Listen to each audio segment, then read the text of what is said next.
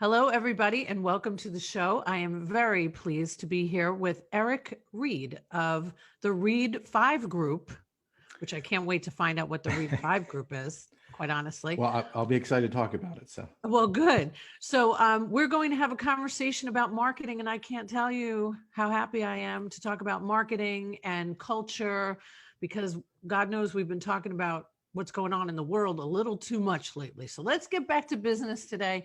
Welcome to the show, Eric. Thanks for being here. Oh, well, thanks for having me. I'm excited to, I like to talk marketing. I like to talk healthcare. I guess I like to talk if you ask my wife, but, but my husband would say the same. Mm-hmm. Yes. But I think I'm just looking forward to this conversation. Thank you so much for having me on. I really appreciate it. Yeah, I'm excited. So I understand that you started in healthcare on your journey. So why don't you tell me a little bit about that? Well, so that's true and it's not true. So it's true in my overall journey out of school, getting into marketing. I got in with the alternative industries. In fact, the weekly publications that used to come out on Thursday when there really wasn't a lot of digital, it was just print. You'd pick that up where the restaurants, where the nightlife, the music, et cetera. Mm-hmm. And I actually ran one in Orlando at the time. But here's the connection to healthcare. One of the things that alternative industry was faced with was, kind of convincing people that they were a legitimate outlet with a real audience, the right demographic, the right age group, right income, college, whatever the education that they were trying to get. And so healthcare was a big opportunity for us. And so we broke through with some specific healthcare programs. And then I just kind of liked what I saw in healthcare. I liked the kind of the hunger, if you will, for marketing, fighting against referrals, just all the things that layer themselves into the business side of healthcare. Mm-hmm. Thought, well, this is kind of something that I really kind of like. I like the challenge of trying to crack the code, if you will. And so from that point, fast forward many years to where I'm at now. I've been with some startups. I've been with a lot of media companies, Gannett, USA Today. I run my own agency. I do a podcast, and a lot of times we talk to healthcare CMOs, et cetera, because it's all about marketing. And so I've been fortunate to have a lot of accounts that have wanted to, like I said, crack the code of healthcare. And so I've just kind of been able to kind of build a reputation in that space. So how long has it been that you've been on an entrepreneurial journey? It's been 3.5 years officially, but it's been about 10 years. Well, thank you. It's been probably about 10 years beyond that, because I've always found myself in businesses that are running themselves, startups, et cetera, from an entrepreneurial perspective. But I've always had that hunger of just wanting to, sit at the table, strategize, come up with, all kinds of different marketing tactics that we think could be effective. And so I've always had that in my blood, but officially about 3.5 years. That's fantastic. So one of the questions that popped out to me, I'm really intrigued by. Oh, but before we get to that, tell me why reed5group. I have to know. Okay. So if you could see my house, we have the number 5 all over the place. I have 3 children, so there's 5 of us in our group, if you will. So the number 5 has always been significant for my wife and myself. I have 3 children, as I mentioned. One of them's out of college, and 2 other are in college, and so it's so significant that my oldest daughter got a little number 5 tattoo on her wrist. So the number 5 is just kind of synonymous with the Reed family. And so when I was starting this business and trying to, I really just thought, well, this is, not to sound corny, but this is really for the family. This legacy. Sure. And so I thought, I can get behind that. I can do things with passion, which is important. So it was just important for me not to be, Eric's agency or, that kind of stuff. Yeah. So anyways, that's where reed5 came from. And we're just a boutique agency. We handle very small amount of clients, just to really, like I said, about half of our clients are in the healthcare space. I love it. Gary Vaynerchuk's favorite number is number 5. I did not know that. Well, there you go. And every picture you see of him, he always goes like this. Okay. I'll have to dig into for that. Whoever's listening, I just flashed the number 5. Okay. So here's the first question that really, really intrigued me. Okay. Should we bring marketing in-house? Okay. That's an awesome question. What's funny that you gravitated to that, because that is really from a healthcare perspective. That whole Yes, question for me comes from a healthcare perspective. sure. And so, I'd love to say yes or no. And I hate to kind of, teeter and waffle on this, but the answer to that's going to be, I don't know, maybe we need to dig a little bit deeper. The whole point to that is don't it, being from big media with Gannett and spending some time with USA Today, et cetera, in healthcare, the marketing departments are so full. Just there's a lot of people. Now that may have changed a little bit in the last year, but they're pretty heavy. If you're in a major healthcare vertical system, you've got somebody running, oncology. You got somebody running. If you're run by vertical, women's health, orthopedics, et cetera. If you're in a smaller agency or in a smaller healthcare private practice, you still have somebody running marketing and maybe an intern or assistant who nowadays is handling your social, which is something else. If we get to that, I think we need to really understand what social means for healthcare. But so what I noticed is that you had these big teams, but yet there was so much outside help coming into the healthcare systems. And so one of the things that I work on with my clients is it's great if you need to run a TV ad, if you need to run a radio spot, if you need to run some print ads, but all the incremental stuff that's digital that you're trying to do, that can be done in-house. And I know it's intimidating and I know it's a little scary, but it's pretty simple. It's complicated in execution, perhaps. I don't say complicated, but it's layered. Mhm. But to do your marketing in-house, to me, for healthcare, is something that, when I say in-house, I mean working with an agency, but maybe not partnering so deeply with the big media companies. And Mhm. so when you bring it in-house, it doesn't mean that you're not using an agency to help you, but I really think you need to make a lot of decisions internally about what's important to you, how it complies with HIPAA, the things that whether they're accurate or not, the way that your health system and your facility is run. I think it's a little bit easier to control those things. And I think you can save some money as well. So I really understand what you're saying there. I've always wished that they would have somebody in-house when I always want to pinpoint one star player internal, Mm-hmm. because any efforts that I do myself as a consultant, as somebody that owns a media company, if I don't have somebody on the inside that can be a continuation of the branch that Yep. is the external model, then I really don't have a shot sometimes, Right. because I've always said it doesn't really matter what I do on the outside if it can't translate inside, if there's not somebody tracking these Yep. media, whatever it is, if somebody's doing social media, if you're not tracking your referrals, if you're not tracking what you're doing with maybe a physician liaison, you're just, as I like to say, just lighting your money on fire. Yeah, well, I think that's a great point. And I want to be clear, because I think what you said is an amazing point. So when I say bringing it in-house, I don't mean don't lean on anybody outside the walls, do it all yourself. What I mean is exactly what you articulated a little bit clearer, is you've got to give the power and the authority and the responsibility and ownership to some of the people internally. They can't just be reactionary to what media companies and what agencies are telling you to do.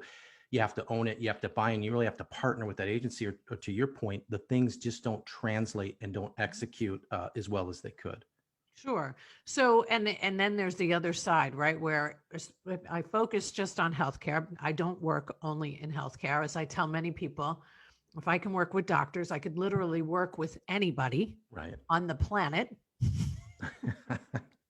So, so, but what I have seen is that you might find somebody who is a great person up front or is bubbly or whatever, Mhm. but that doesn't necessarily mean they have the skills Yeah. Well, to, to formulate a strategy that has to be behind a marketing plan, right? yeah. And we talk tactics and we talk strategy a lot, and Mhm. they're put into the same sentence in the same barrel, but they're very, very different. And so to your point, executing on a tactic means that you're following a schedule. Okay, on Wednesday I got to post for this doc, on Tuesday I got to post for this doc, etc. The strategy is much different. And I think that we assume, I just think it's not fair to assume I talk about the right person in the wrong chair and the wrong chair and the right person a lot as well. And so many times the person is a cultural fit. They're bright, they're smart, they fit right in with the culture of your company. But you might be asking them to do something that they're not capable of doing, at least yet. Not that they can't be, but they might not be there yet. Or And maybe they don't want to, Eric. Correct. And so whatever that reason is, eventually they won't be happy in their job, but B, you might be measuring them on things that just isn't fair to measure somebody on. Yeah. That way back in the day, when I started in my career, being director of operations for New York Medical, we had a lot of employees. And I would say one of my greatest gifts in life is to not have that today.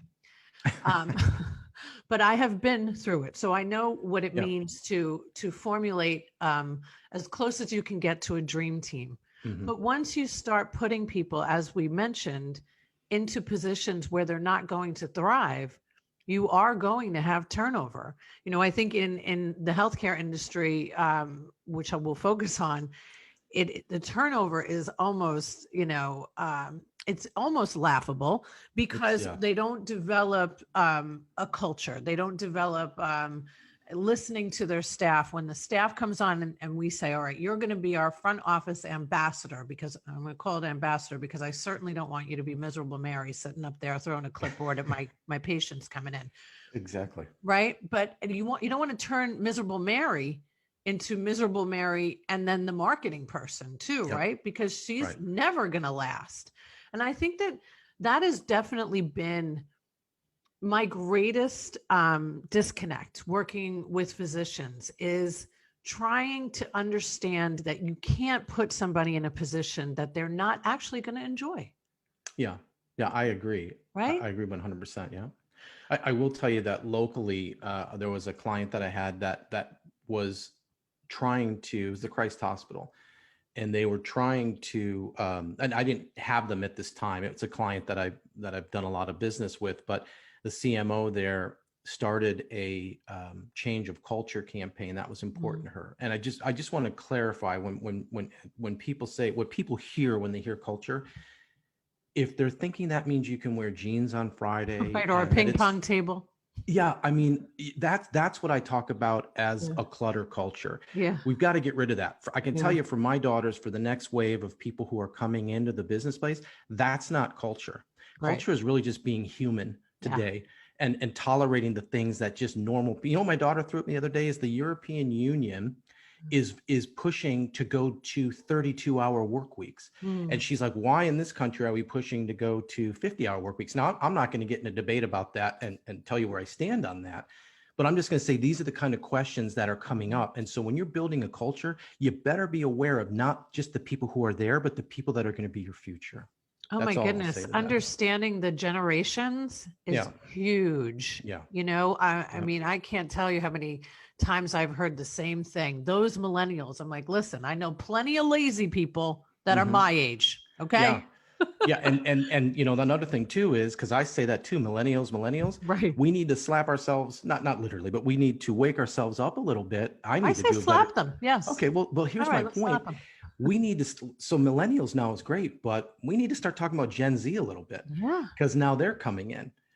So anyway, I know this is healthcare. I go off down some rabbit holes once in a while, but it's important. I will tell you, in marketing departments and even wall to wall in healthcare, in my experience, is we say we want the right people and we're looking for good people, but we need to really understand, what our mission is. I mean, if you were to ask anybody in a healthcare marketing department, not to pick on healthcare, it's probably most companies, what's your company vision? What's your mission statement? If they can't recite it, which I'm guessing 50% or more can't, you've got a culture issue. Yeah, you do. Absolutely. I feel like we could talk forever. Okay, let me go to your questions, because I've never done this. So that's why I'm excited about it. I have them in front of me. This is the first time ever, and over 200 podcasts. Okay, what are the top 3 things a business can change to immediately improve their business or organization? Well, I think are we talking, you want me to stay in the healthcare world or? No, because Okay. quite honestly, Eric, if I'm going to network with anybody myself, or if I'm going to recruit for a Mhm. practice, depending upon the position, I look for people that are not in the healthcare industry, All right. So I unless would, they're a doctor, right? Or right. like a clinician. Okay, let's clarify. So I would say the first thing, just and not in any particular order, but the three that I would do is, well, I will keep them in order. I think culture starts at the top. No, I won't go into it. We've talked about a lot, but you need to really ask, your leadership team, what is our company culture here? Is it defined? Is our vision clear? And if the answer is no, that's okay. Welcome to a group of about 80% of the businesses out there. It doesn't mean you won't be successful, but it does mean there's an opportunity to improve. So if you say we have a good culture here, ask around a little bit and make sure that vets out. And if you do, great. If you don't, you need to address that. And how to address it, I mean, research it online. There's a lot of good books on it, but you've got to make people in that time when they park the car and then get into their desk, providing we're back in that situation where you go to work, they need to not have reasons that say, man, I don't want to go into the office today. Yeah. So you got to eliminate that. The Mhm. second thing is you have to define what marketing is for your business. And again, I think it's important because marketing whether you're patient acquisition, whether you're client acquisition, whether you're, internet, shopping cart, e-commerce, you have to understand that your marketing is a handhold with your sales. And so if your marketing department is a department that does one sheets, that makes sure, the coffee's ordered, that makes sure all that kind of stuff. And I came up through the sales side. So, there's that relationship that has to exist. So if you don't have a cohesive relationship with sales and marketing, again, not saying you'll fail, you're just missing out on big potential. So is your culture where it needs to be? Does your sales and marketing department have a cohesive relationship? And if you don't have a marketing department, is your media company working tightly with your sales department? The third thing I would say, and I say this a lot, is in addition to culture clutter, I think shrink your universe is the number one thing. The businesses need to understand what they do and where they do it and what they do well. So I know we want to be at point C and D at some point, but you're in point A right now. And so understand what your universe is, whether that's local, regional, national, and be the best in that space. And nothing I'm saying to you is anything that's like, oh my gosh, I've never heard that.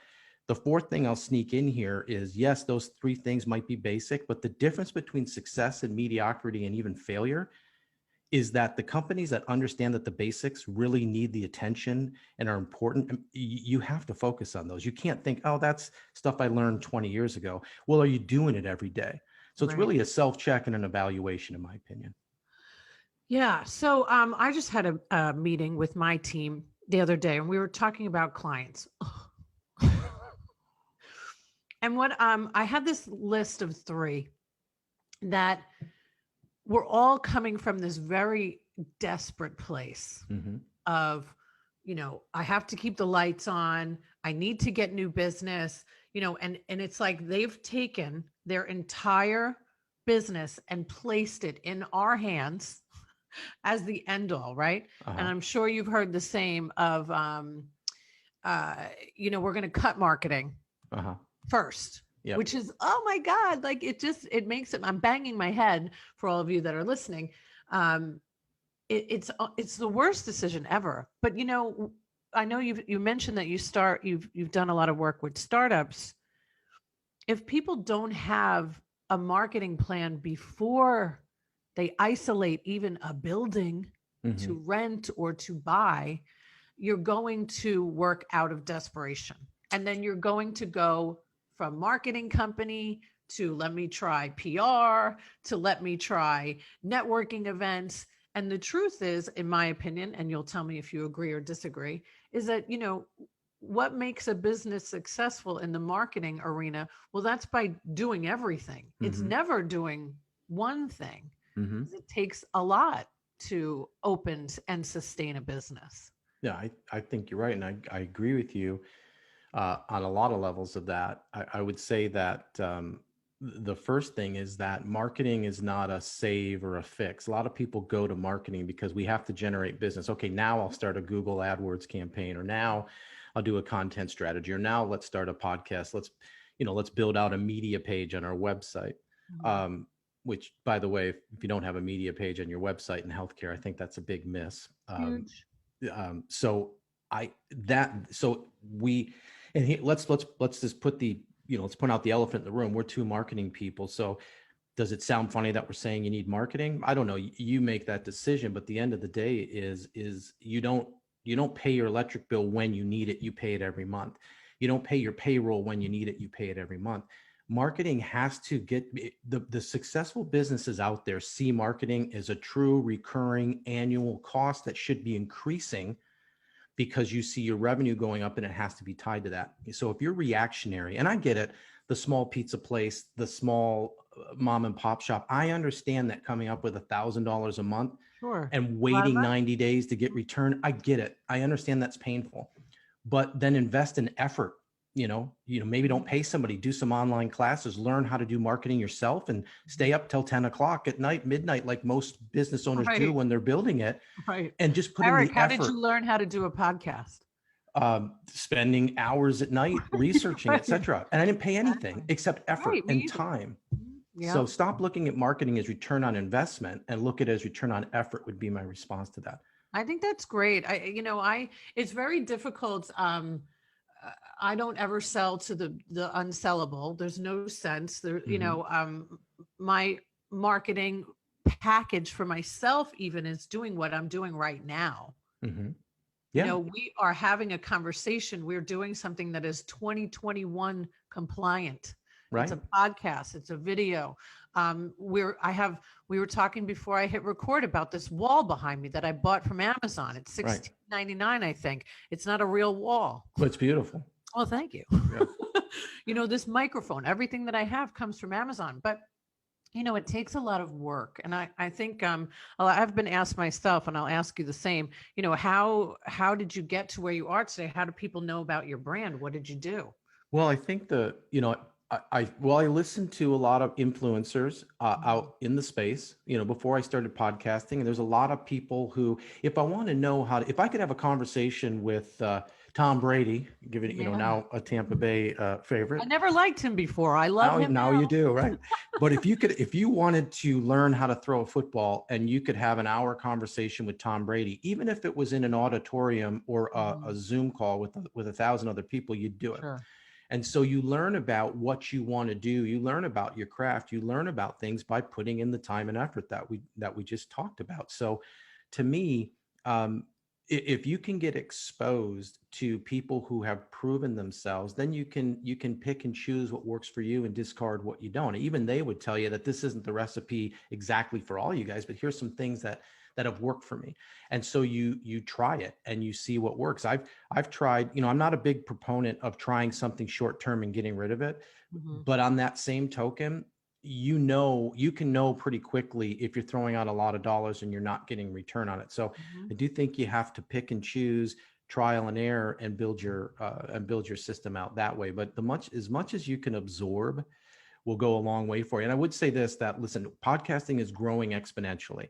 And we talked about a media page, for some healthcare clients. The first thing that I've done when I've come in is said, listen, where's your, can I jump to social real quick? Is that cool? Please, I own a social media company. Let's talk about it. So when you walk into, you asked me why I got into healthcare. And one of the things that was intriguing to me is when you find out, and again, it's no offense to anybody. There's a lot of doctor pressure. I've got to be Dr. So-and-so, got to push this out. You got to get a press release off to the medical journal to say we have a new doctor. And at the end of the day, are those really bringing patients in? So in healthcare, what I realized is you've got to let marketing people do what they do. And if you're not okay with that, you need to probably find ways that you can be okay with that. You need to let these people who know marketing, who work for you, take ownership and have a challenge to drive patient, to build the referrals and reputation management, et cetera. And so for me, when somebody handles social and healthcare, too often it's like, I got to put out a post on Monday. I got to put out a post on Tuesday. I got to put a post out on Wednesday. And the key to that statement was I got to, or I have to. No, because if that's why you're doing it, that's a miss. The content you put out on social has to be relevant, has to be tactile, has to fit your strategy that you talked about. And so for me, that media page was always a place that I could house sponsored content, blogs, original content, whatever, press releases in the news, and then you take those and you drive traffic to that page. And so again, not to go out on a whole tactic of all that, but if you don't have a media page, you have no way to get people outside of your homepage or other pages into something that could be interesting. And really, it's not always about, hey, come see us. We're doing 2-for-1 knee replacements this month. I mean, that doesn't work in healthcare, but building reputation, building brand, positive influence, and again, providing value, right, basic Eric? things, right? You know, Yeah, providing value is so key, and it's so important to not sell. right. I mean, I will say this until the end of time, that every time you post that phone number that nobody can click on anyway, you're wasting your time.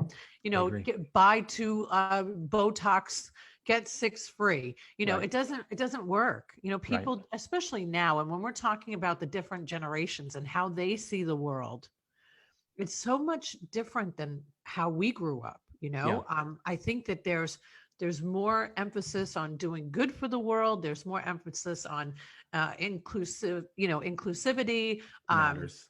All of it matters, and It having does. real conversations like these, they really matter to the generations that are coming up.